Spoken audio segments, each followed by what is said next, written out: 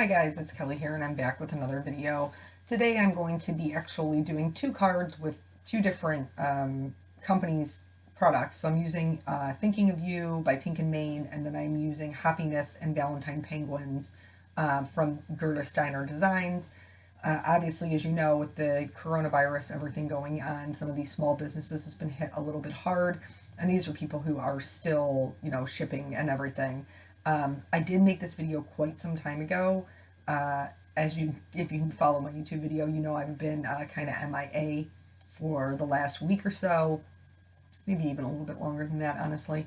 But just because I haven't been really feeling too terribly creative. So when I did this, my game plan was to kind of bring attention to businesses that were still shipping.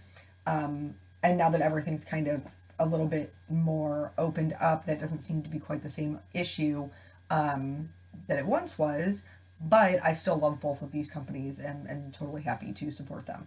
So I am going to be concentrating on Zig Clean Color Markers for this video. One of them is going to be, I guess a cleaner way to color with them as far as doing the flowers, and then a looser way to use them, which is with the background. So I'm using Hero Arts Black Dye ink. This is waterproof ink, so I don't have to worry about it running or anything like that. This stamp set they are connected. The two flowers are connected, so they're always kind of lined up. But the only thing that connects them is just a thin-ish, not super thin, but a thinner piece of photopolymer. So if you wanted to cut them apart, you totally could and wouldn't have to worry about damaging the image, and then you could use them, however you wanted. I think that they're actually far enough away that I probably wouldn't even bother cutting them apart. I would just not ink up the one side, because it's not like they're close enough. You really have to worry about getting ink where you don't want it. And then I just put the sentiment that I was using right in the middle. It has a cutout for that. I'm doing all of the stamping first. The second one is a little bit more involved just because it's a scene card. You guys know I love a good scene. And so I really love the Valentine Penguins, and I have another video using them with Copics. And then the Happiness, which I think is actually supposed to be an Easter set, but I just thought the little bunnies were adorable, and so I didn't want to use it for Easter. Here, even though I do scene cards all the time, and I guess I don't want to say expert because that sounds silly. I am well versed in making scene cards. I still sometimes jack up the order of things in which they need to go down because it is a total thought process. So here I was going to stamp my little fence down, and then I realized that I actually have to stamp my bunny first. So I am trying to position this so I don't have to take my stamp off, but I needed my little bunny's paws to be over top of the fence. Now I did eventually have to, move that stamp, but I needed to get the Post-it note, my little mask, where I needed it to be. And now I'm going to go ahead and stamp my bunny. The head doesn't, I guess, so much matter because I'm not covering that up, like I'm not stamping over it. It was really the paws needed to be on top of the fence, and I needed something to be the fence placeholder, so I knew where to stamp my bunny. Now I am stamping on watercolor paper. This one I'm using, this is kind of new to me. I can't even remember where I got it. I'm going to have to look so I can link it. But it's Strathmore Ready Cut watercolor paper. And I just really liked that it was already cut. I didn't have to worry about it. I'm having pretty good luck with it. Most of the time I use Canson, so Strathmore is a little bit new to me, but it seems to be working really well. I've heard other people say that they really like Bristol with the Zig Clean Color Markers. I'm not a fan. I tried it and I didn't like it. So now that I have everything stamped, this cute little bunny looking up at its little friend who's flying in on his heart balloon, we're going to go in with the markers. For the most part with Zig Clean Color Markers, this is just my preferred method. You can scribble them off if you have a craft mat, or in my case I have the Waffle Flower watercolor media mat, which I love. I go direct to paper, and then I use just very minimal water to start on the pigment and then draw it out into the white space. This helps me keep a very clean and neat look. But you certainly could put the water down first and then, you know, scribble that off on, like I said, your craft mat or acrylic black or whatever you have, and then drop the color in. Just the color will not be as vibrant because they're going to have more water on the paper. You'll need more water on the paper to get it to move. This is just what because I like vibrant colors. Not everybody does. If you wanted them to be more pastel, you could still go direct to paper. You would just put down less pigment and then, you know, use more water to spread it out. Watercolor is pretty forgiving, and I know people get very frustrated with it. I still do get frustrated with it when you can't necessarily get it to look the way that you want it to look. But 9 times out of 10, I found when it's not looking the way that I want it to look, it's because I don't leave it alone. So when I want it to look very organic and very loose, it's because I just won't stop playing with it. And so I create my own harsh lines, I create muddied colors, I don't have good color variation, and 9 times out of 10, it's just because I wouldn't leave it alone.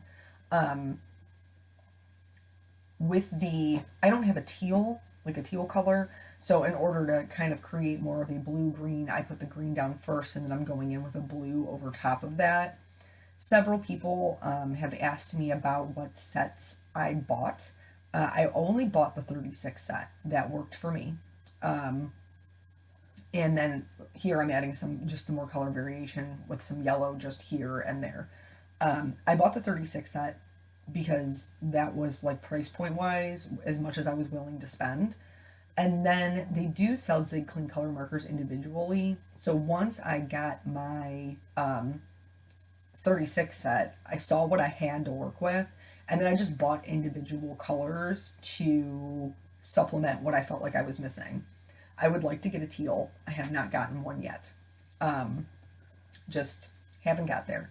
Here you can see I've sped up the process a little bit because I'm doing the same thing over and over again. I do like a lot of color variation, so you'll see on most of these I am using 2 or sometimes 3 different colors.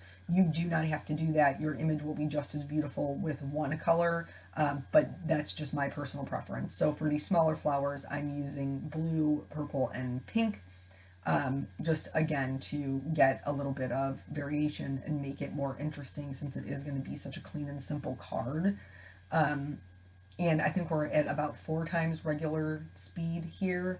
And then when you get a feel for how much water you need on your brush, but until that happens, until you're comfortable with how much water you're picking up, you can certainly blot off the base of your bristles, not the tip, the base, to absorb any extra water on, you know, a paper towel or baby wipe or whatever you got laying around. So for the bigger flowers, I opted to go with pink. This is hands down my favorite Zig Clean color, period. I love this super vibrant pink, and it does come in that 36 set, but I'm also going to add a little bit of orange to this, just again because I like the color variation. It's not anything you have to do, it's just something I like to do. So yeah, as far as life goes, where have I been? I have been working. As you guys all know, I'm not gonna super get into it, just because it's everywhere, and I'm sure you're being inundated with it. I will speak very briefly on it. You guys know I like to keep it real on my channel, but also, like, I'm not trying to harp on it. So with the murder of George Floyd, there has been lots of things going on. There's been lots of movement, lots of change, just in the United States in general, and then also within law enforcement.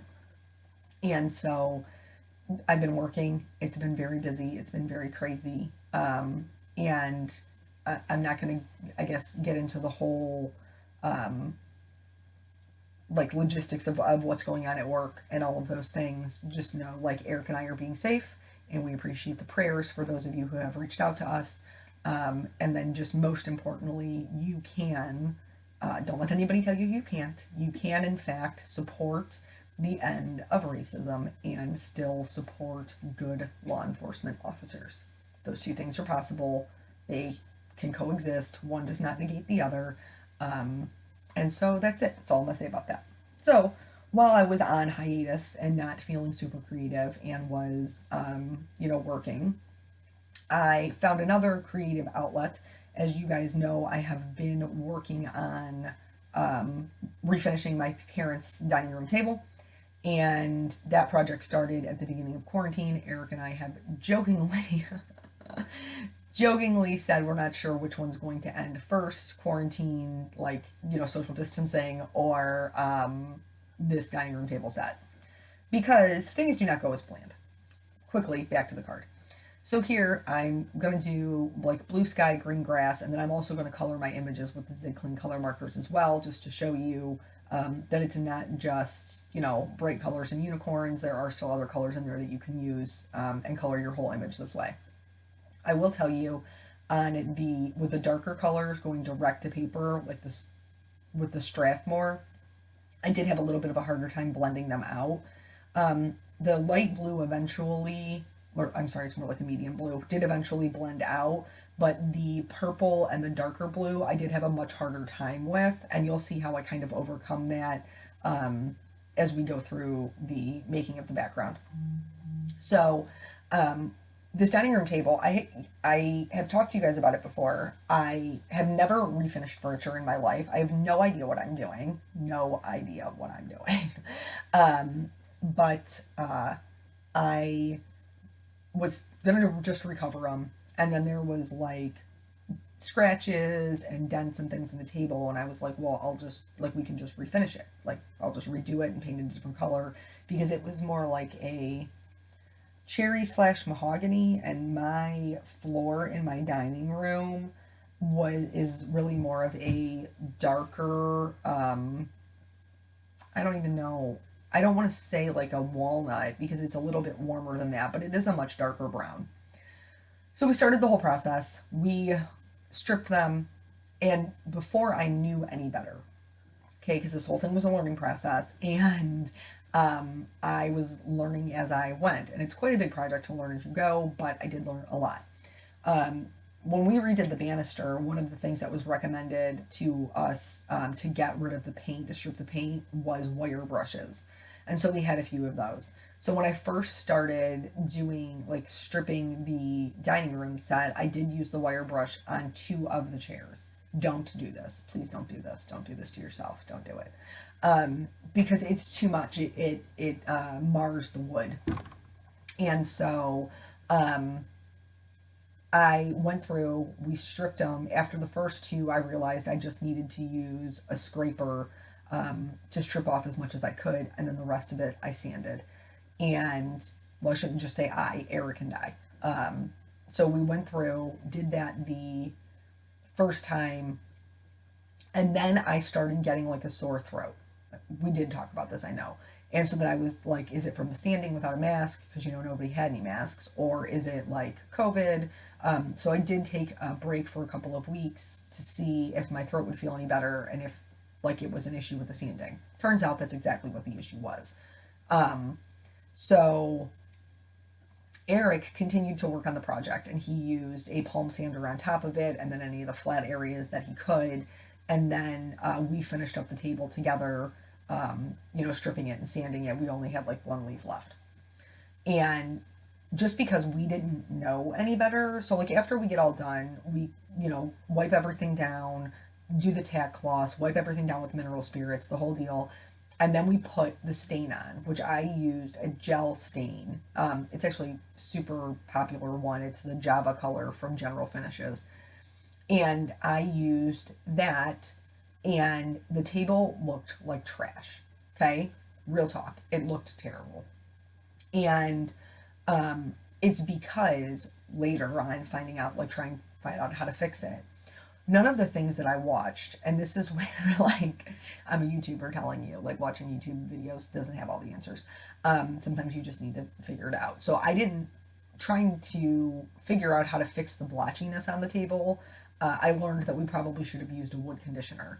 What a wood conditioner does is it absorbs in all the dry areas, so that your stain actually absorbs more evenly. So that was like our bad. That was my bad. And then the other thing that I learned was we should have sanded through several series of sandpaper. So we started with a 120 and ended with a 120. And what we should have done is started with like an 80, then gone 120, then gone 220 to get rid of the strokes from the palm sander. And we didn't know that. So I tell Eric, you do not have to do this. I know you were so over this project. I will do it. But I'm going to, I'm going to redo the table. And he's like, you're out of your skull. You're out of your mind. Like, don't, like, just let it go. Just let it be what it is. It's not going to be perfect. You know, and he told me I was a perfectionist. And I said, no, I'm not a perfectionist, but I just feel like I didn't give it my best effort. Like, now that I know better, I can do better. And I'm going to have to look at this table for the next, you know, however many years. And hopefully pass it on to Peanut one day when he has a house where he can't afford any furniture. So, in the meantime, before we put any of the other stain on the chairs, we decided to just go ahead right out the gate and resand the chairs, which I'm so glad that we did. So we resanded all the chairs, and Eric did help. He did help me with a couple of chairs, and he did help me one night with the table, which was wonderful of him because I know that he was so over it. But it got to the point where, like, I had to tape my fingers, like, with medical tape. Well, I did the one day I did it with, like, I put a Band-Aid on them and I put purple tape on because it's all I could find. But I had to tape my fingers because I was literally, like, sanding through my skin. My fingers were so sore. I'm pretty sure I sanded off my fingerprints, so I now have a, you know, job as a mass murderer if I'm into that. And so it took quite some time to get through that whole process because you have to sand with the grain, and the way that this table is laid, and it's what makes it beautiful, is that the one half of the table is like a pie shape.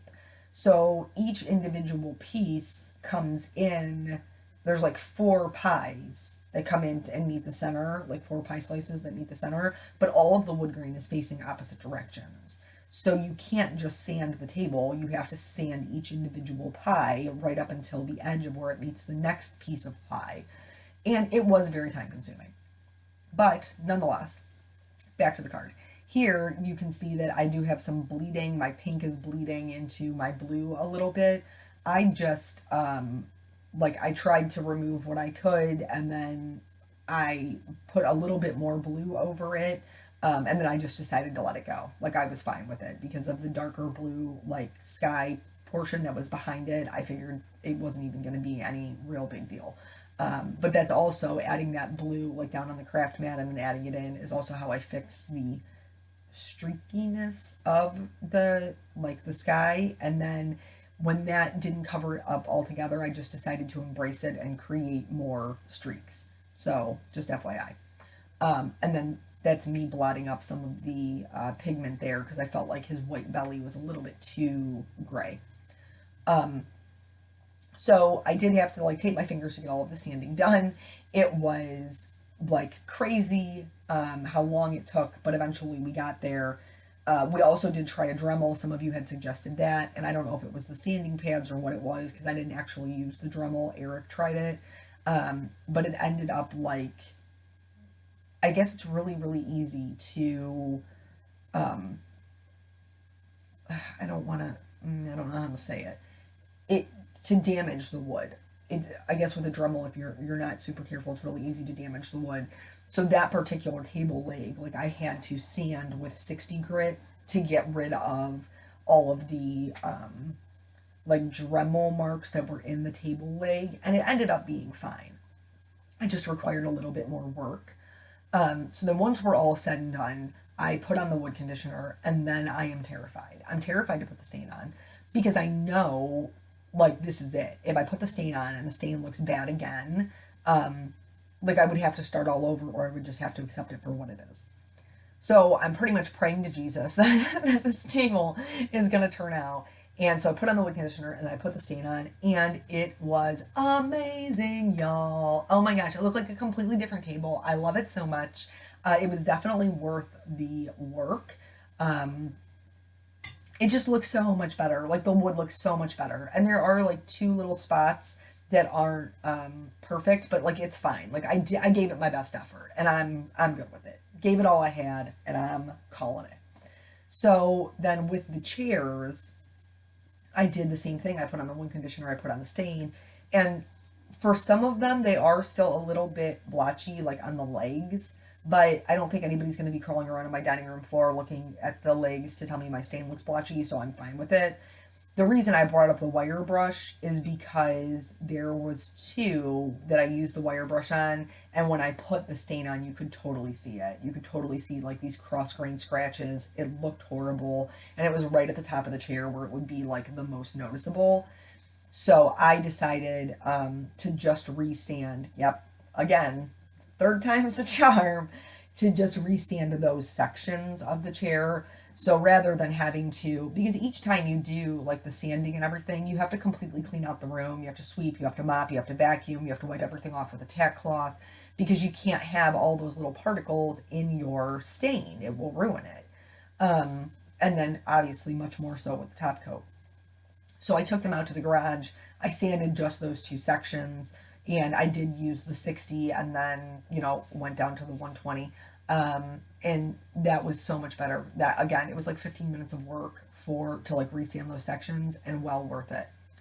So once that was done, I wood conditioned them, restained them. They look awesome. And then 3 days ago, I actually did uh, my first layer of top coat. Back to the cards. So here everything's dry. I'm just going to go in and add a couple of highlight details with my white gel pen. I've heard several people ask about white gel pens that they love, that they're having issues with the Signo, or they're having issues with this, that, and the other. Y'all, Jelly Roll, okay? Jelly Roll, die hard Jelly Roll. Since I was in high school, Jelly Roll. Jelly Roll is the only one I will buy.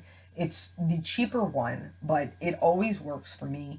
But I will tell you, any gel pen, if you buy it and then you let it sit for 6 months, you're going to have issues with it working, with the ink not flowing. But I love my Jelly Rolls. That is hands down my go-to. I tried a Signo once because they were supposed to be so much whiter, and I didn't like it.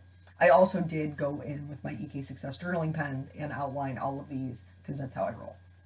So doing the top coat, I did a wipe on oil-based polyurethane, and it was so super sticky.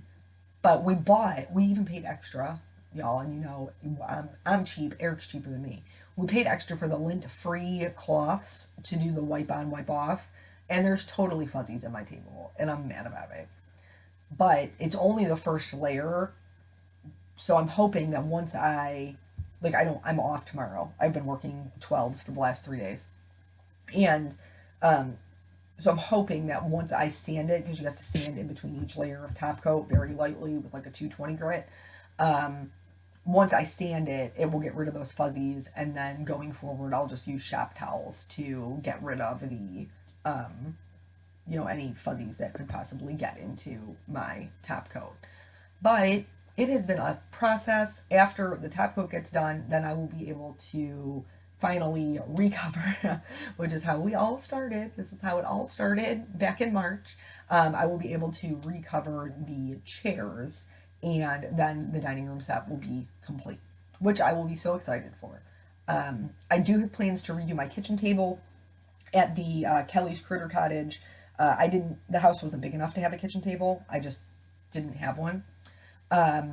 Here I have a little bit of fuzzies from trimming them down, and I'm just going to go in with my scissors and get those off. I did put this on a colored card base just because it was so clean and simple. I felt like it needed a little extra pop of color.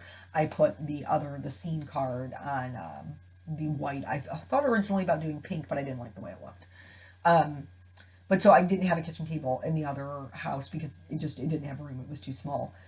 So we found one for like $100, $125 or something on Facebook with a leaf and 6 chairs, and they had just moved, or they were moving. I can't remember, but we had to go to deal on it. And so I do plan on redoing that, but it will not be as bad because I plan on painting the bottom. So right now it's like a blonde color wood with almost like a milk wash of white, And I don't really dig the whole distress thing. That's just not my style. I like things that look very clean. So I'm going to be painting it white and then doing the darker stain in place of the blonde, just because I feel like it'll match our decor better. And that I do not think, like, it's just the seats and the top of the table that will need to be stained. Everything else will be painted. So pray for me, y'all. I'm going to need it. But yeah, so lots of little fun house projects, I guess, that have been keeping me busy and still allowing me to have a creative outlet while I was having less mojo in card making. It also didn't help that like when I went to go do my voiceovers, like I think it was like 2 weeks ago, a week ago, 2 weeks ago, I was having issues with Microsoft again, and I was just very disheartened and just kind of gave up on it and didn't want to deal with it and just, took me a little break. So for those of you who have messaged me, I am fine. I do appreciate your concern, but just needed a little break. And here shortly, I'm going to be taking a Facebook social media break, except for to share fun card making things, just because my heart can't take it anymore. Like I can't. So yeah, I'm gonna do a quick little coat of clear glitter. Do be careful before you're moving, like, from one color to another color, because it can reactivate the Zig markers, since they are water based. So just be advised. Make sure you're, not taking it to a darker color to a lighter color, or like a red to a green, things like that. So that's it. That is both cards.